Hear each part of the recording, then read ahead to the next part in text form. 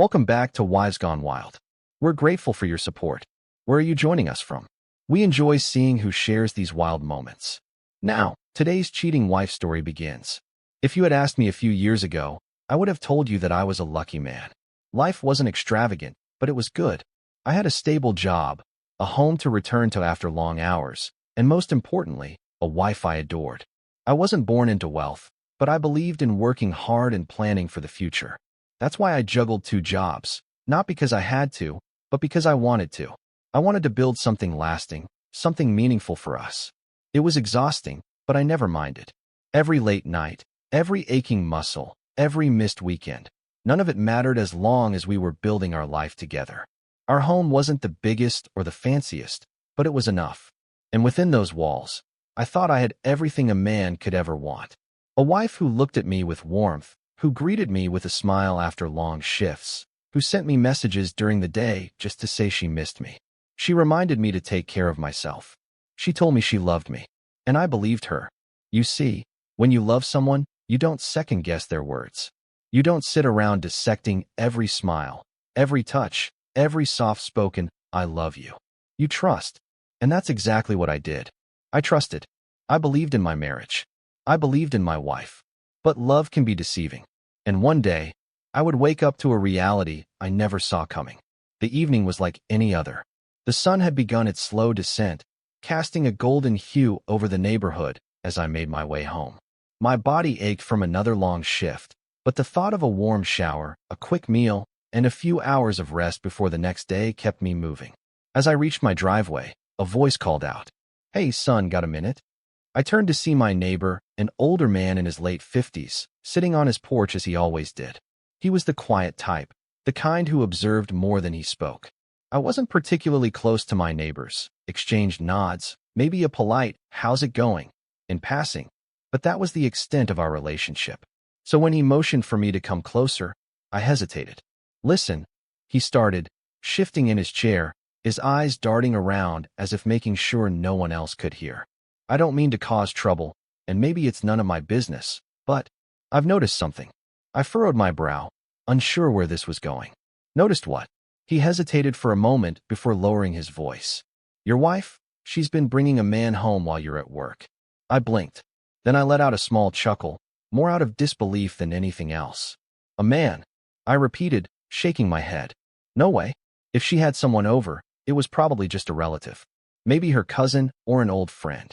But he didn't smile. He didn't even flinch. He just held my gaze, his expression unreadable. "I don't think so," he said quietly. "Same man. Always when you're not home." Something in his tone sent a chill up my spine. For a second, I almost let his words take root. Almost. But no, this was ridiculous. My wife. The woman who sent me sweet messages throughout the day, who kissed me goodbye every morning, who always asked if I'd eaten, she wouldn't do something like that. I forced a chuckle and waved him off. "I appreciate the concern, really, but I think you're mistaken." He studied me for a moment, then gave a slow nod. "Maybe I am." I walked away, shaking my head.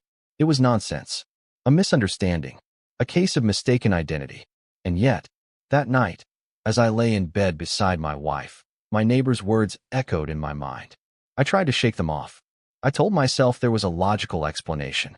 Maybe it really was just a friend, a coworker, someone completely innocent. But the doubt had already been planted. And no matter how much I tried to ignore it, it wouldn't go away. Doubt is a strange thing. It starts as a whisper, a fleeting thought you push aside. But once it settles in, it lingers. It grows. And no matter how hard you try to silence it, it refuses to leave. For days, my mind waged war against itself. She wouldn't do that to me. But what if she did? The neighbor was wrong. But what if he wasn't? I needed proof. Not because I wanted to catch her, but because I wanted to prove to myself that she was faithful, that I wasn't a fool. So one afternoon, while she was out running errands, I did something I never thought I would do. I installed cameras. They weren't fancy, just small, inexpensive ones with memory cards. I placed them carefully, in spots she wouldn't notice. The living room, the hallway, near the front door. Not everywhere, just enough to ease my mind. As I adjusted the last one, my hands trembled. I hated this. Hated that I even had to consider such a thing. But if she was innocent, then what harm would it do? And if she wasn't, then at least I would know. For days, I didn't check the footage. I told myself I was overreacting, that I was letting paranoia get the best of me. But the thought gnawed at me. So one evening, after she had gone to bed, I sat down in front of my laptop and opened the files. The first few days were normal. Her cooking dinner, watching TV, tidying up the house. I exhaled, relief washing over me. See, nothing. I was being ridiculous. I almost shut the laptop. Almost. But then I saw it. The timestamp showed late afternoon. She was standing in the living room, smiling as she poured 2 glasses of wine. A man entered. Not a relative. Not a friend. A stranger. She greeted him the way a woman greets a man she is comfortable with. Intimately. My heart pounded as I watched them move to the couch, their bodies too close, their laughter too easy. Then, as if it were the most natural thing in the world, he leaned in and kissed her. And she let him. A sharp pain shot through my chest. My hands clenched into fists. But I didn't stop watching. I couldn't. They stood, still holding hands, and walked toward the stairs. To our bedroom. My stomach twisted. My breath caught in my throat. Minutes passed before the man reappeared, wearing my bathrobe. That was when I paused the video, closed my eyes, tried to breathe. I had my answer. I could have confronted her. I could have asked why. But I already knew how that conversation would go. She would deny it, twist the truth, cry, beg, tell me it was a mistake, that she still loved me, maybe even blame me for being too busy, too distracted, too absent. No, I wouldn't give her that chance. I wouldn't give her a single reaction. Instead, I made a decision. Not to argue, not to fight, but to disappear. Once I decided to leave, I knew I had to do it right. This wasn't about slamming the door and walking away in a fit of anger. No, that would be too easy for her. She'd cry, beg, make excuses, and somehow twist the story until I was the villain. No, I wanted to vanish. I wanted her to wake up one day and realize I was gone. The first step was money. I had always handled our finances, so shifting things around wouldn't seem suspicious. I started saving every extra penny, stashing cash where she wouldn't find it. I stopped unnecessary spending, told her I was trying to be more responsible with our money. She barely noticed. Then, I opened a private account. Not at our usual bank. That would be too easy to trace. Instead, I used an international financial service, one she wouldn't think to check. I couldn't just empty our joint account all at once, so I moved small amounts at a time. A few hundred here, a few hundred there. Just enough to go unnoticed. Little by little, I drained my share of our savings. Next, I took care of the credit cards. We had a few in both our names, and I knew that if I left them active, she could track my whereabouts through purchases. I told her I was switching banks, consolidating our finances for better management. She didn't care. As long as she had access to what she needed, she didn't ask questions. One by one, I shut the accounts down. The final step was my job. I worked too, so I resigned from both quietly. No dramatic goodbyes, no suspicions. I told my bosses I was moving on to a new opportunity in another city. My coworkers wished me well, told me to keep in touch. They had no idea that once I walked out of those offices, I would never be heard from again. Through it all, my wife remained blissfully unaware. She continued her little affair, bringing him into our home, using our bed, thinking she had me fooled. She had no idea that I was already gone. The night before I left, I sat in the living room one last time. The walls felt unfamiliar now, like they belonged to someone else. This wasn't my home anymore. It was a place of betrayal, a place where I had been made a fool. I reached for my wedding ring, the simple gold band that had once meant something. I rolled it between my fingers, feeling its weight for the last time. Then, without hesitation, I set it down on the coffee table. I wouldn't need it where I was going. At 4:30 a.m., I stood at the front door, my bag slung over my shoulder. No hesitation, no second thoughts.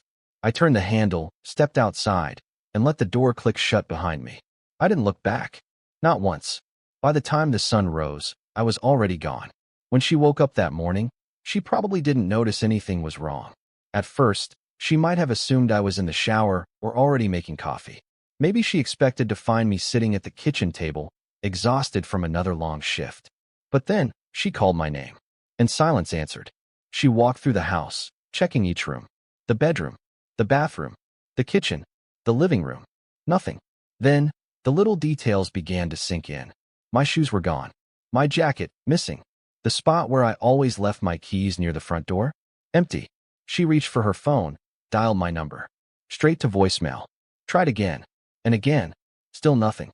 Maybe her heart started racing then. Maybe panic began to creep in. She called my work, expecting to hear that I had already clocked in. But instead, they told her the truth. He quit last week. That was when she knew. That was when it hit her. I hadn't just left for work that morning. I was gone. She ran to the bank, desperate now, desperate for answers. Maybe she thought I'd taken out some cash, just enough to cool off for a few days. But when she checked our joint account, she found something worse. It had been drained. Not all at once. No, that would have been too obvious. It had been done slowly, methodically, over time. And by the time she figured it out, there was nothing left. Her hands must have trembled as she stared at the empty balance. Maybe she asked the teller if there was a mistake. Maybe she tried to call me again. But it was too late. I had erased myself from her life completely. That's when the real panic must have set in. The realization that I hadn't just left her. I had disappeared. Days passed. Then weeks. Then months. She searched for me. I know she did. She hired a private investigator, spent money she probably couldn't afford, desperately trying to track me down. But I had planned too well. Every move I made had been deliberate. Every detail accounted for. And as time passed, regret must have consumed her. She couldn't fix it. She couldn't explain it away. She couldn't even beg for forgiveness. Because there was no one left to beg. And she had no one to blame but herself. While she was searching for me, I was already far away, somewhere she could never reach. I didn't just leave the city. I left the country. I settled on a quiet island in the Caribbean where no one knew my name. The air was different there, cleaner, lighter. The kind of place where time slowed down, where people didn't ask too many questions. At first, I kept to myself. The solitude was comforting, a shield against the memories I was trying to bury. No reminders of the past. No ghosts whispering in my ear. But life has a way of moving forward, even when you think you don't want it to. Over time, I found peace. And eventually, I found someone. She wasn't like the others. She was kind, patient, and most of all, she respected me. She didn't try to fix me. She didn't push for answers. She simply accepted me as I was. And for the first time in a long time, I felt something real. We built a life together. A quiet, honest, beautiful life. And when our daughter was born, I knew I had made the right choice. This was the family I was meant to have. Years passed. The past became a distant shadow, something I no longer thought about. Until one day it found me. She found me. I wasn't hiding anymore, not really. By then, I had stopped looking over my shoulder. I had let go of the anger, the betrayal, the weight of what had been done to me. But she hadn't. Somehow, after all those years, she tracked me down. I didn't see her first. She saw me. I was standing outside a small market, my daughter tugging at my hand, excitedly pointing at something she wanted. I was laughing, caught up in the simple joy of the moment. And that's when she appeared. I didn't notice her at first, but she noticed me. I imagine she stood there for a while, just watching, processing what she was seeing. This wasn't the man she had expected to find. Maybe she thought I'd still be broken, still bitter, still haunted by what she had done. Maybe she believed I had spent all these years looking over my shoulder, unable to move on. Instead, she found me happy, whole, untouched by the past. When I finally noticed her, I didn't flinch. I didn't feel anger or sadness or even surprise. I felt nothing at all. She took a step closer, her lips parting like she wanted to speak. But no words came out. Then, barely above a whisper, she said my name. A plea. A last, desperate attempt to reach something that no longer existed. I tilted my head slightly, studying her like she was a stranger. Because that's exactly what she was. She searched my face, looking for recognition. For something, anything, that told her I still remembered, that I still cared. But all she found was emptiness. I let the silence stretch, long enough for the truth to sink in. Then, finally, I spoke. I'm sorry, do I know you? The words hit her harder than any scream, any accusation, any angry confrontation ever could. She blinked, and for the first time, I saw something in her eyes I had never seen before. Defeat. I didn't wait for her to respond. I didn't give her a chance to explain, to cry, to beg. I simply turned around. I took my daughter's hand, and I walked away. I never looked back. There was a time when I thought I would never heal. That betrayal would haunt me forever. But here's the thing about pain. It only has power over you if you let it. In the end, I didn't need revenge. I didn't need to make her suffer. I just needed to be free. And I was. Some betrayals are not meant to be forgiven, only forgotten. Now, I want to hear from you. If you were in my position, what would you have done? Would you have confronted her? Would you have left the way I did? Or would you have handled things differently? Let me know in the comments. And don't forget to share this story with someone who needs to hear it. Maybe they'll find the answer they've been looking for.